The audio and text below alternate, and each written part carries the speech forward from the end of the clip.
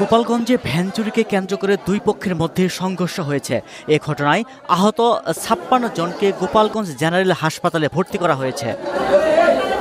২৯ June সদর উপজেলার ভেন্নাবাড়ি গ্রামে এই ঘটনা ঘটে। গোপালগঞ্জ সদর থানার ওসি মীর মোহাম্মদ সাজিদুর রহমান সংঘর্ষের তথ্য জানিয়েছেন। সালিশে উপস্থিত কয়েকজনের মুখে ঘটনার বর্ণনা।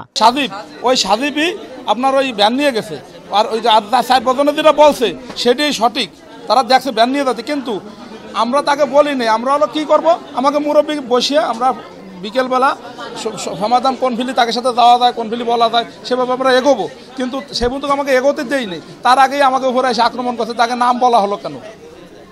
তাকে নাম আমরা কী জন্যই বললাম, মানে তাকে নাম কী জন্য, চোরের নাম কী জন্য বলা হলো? একটা ভ্যান চুরি করে নিয়ে যাবো আমরা বলতে পারবো না?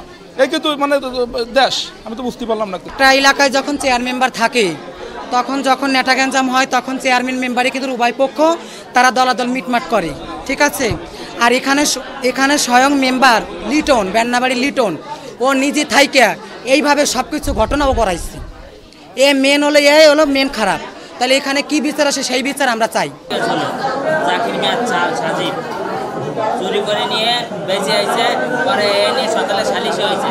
সালিশি হওয়ার পরে ওই সালিশি আর মানি নেই, তারপরে লোকজন নিয়ে যায়, অতঃপর হামলা করে তারা সালিশি করতে গেছে। এ বিষয়ে গোপালগঞ্জ সদর হাসপাতালের চিকিৎসক বলেন, সকাল থেকেই আমরা আমাদের এখানে গোপালগঞ্জের ভেন্নাবাড়ি গ্রামে দুই গ্রুপের মধ্যে একটি সংঘর্ষ হয়েছে। সংঘর্ষে প্রায় ৪০ জনের মতো আহত হয়ে আমাদের হাসপাতালে চিকিৎসা নিতে এসেছে, এবং আমরা তাদের প্রাথমিক চিকিৎসা দিয়ে উপরে আমরা ভিতরে ভর্তি করেছি এবং তারা সেখানে চিকিৎসা পাচ্ছেন।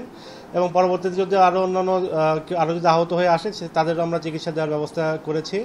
এই বিষয়ে আমরা কর্তৃপক্ষকে অবহিত করেছি, এবং যদি কারো যদি উন্নত চিকিৎসার দরকার হয় তাদের আমরা উন্নত স্থানে ঢাকা বা খুলনা আমরা রেফার করব। ওসি মীর মোহাম্মদ সাজিদুর রহমান বলেন, ভ্যান কেন্দ্রে কি মানে এ বলতেছে ও নিয়ে গেছে, ও বলতেছে নিয়ে গেছে, কেউ কারো অনুমতি ব্যতি রেখে যদি নিয়ে যায় তাহলে সেটা চুরির মতোই হয়, বুঝছেন। আপনার জিনিসটা যদি আপনাকে না বলে আমি নিয়ে যাই তাহলে তো এটা চুরি আইনের ভাষায়।